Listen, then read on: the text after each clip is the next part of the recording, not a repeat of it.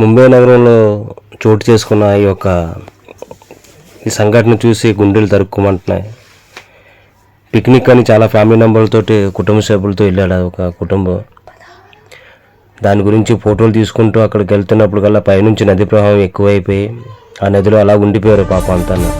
చుట్టుపక్కల వారు ఎంత ప్రయత్నిస్తున్నా గట్టిగా పట్టుకోమని చెప్పిన వాళ్ళు అలాగే ఉన్నారు.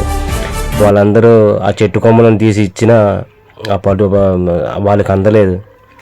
వాళ్ళు చాలా ఎంత కష్టపడి ఒకే పట్టు మీద ఉన్నారో, ఈ ప్రభావాన్ని తట్టుకొని చాలా ఎంత బెంగతో ఉన్నారో తెలియదు. కానీ ఇది చూస్తుంటే చూసిన వాళ్ళు గుండె తరుక్కుమంటుంది, కడుపు రోత ఉంటుంది.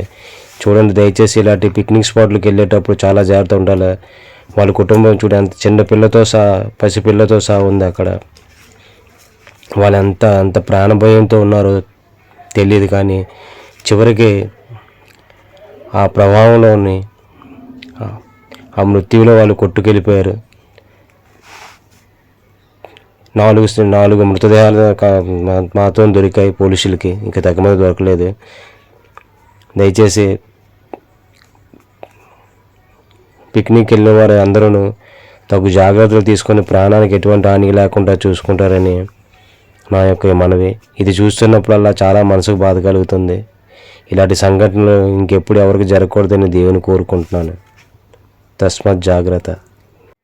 ఈ యొక్క వీడియోని మీకు తెలిసిన అందరూ షేర్ చేయండి. ఇలాంటి ప్రమాదాలు జరగకుండా అరికట్టండి. ఎందుకంటే